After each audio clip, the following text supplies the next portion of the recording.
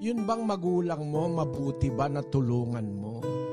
Yung lalaki at babaeng pinagkakautangan mo ng loob na nagpalaki sa'yo, nag-aruga sa'yo, nagpuyat, nagtrabaho, etc.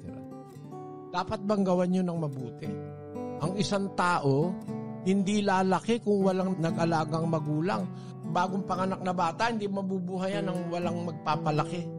Walang magpapadede, walang mag-aalaga. Hindi mabubuhay ang tao. Kaya pag tayo buhay, nakita mo, palagay mo, nanay mo, tatay mo, masama para sa'yo. Hindi mo mahal. Dapat mahalin mo.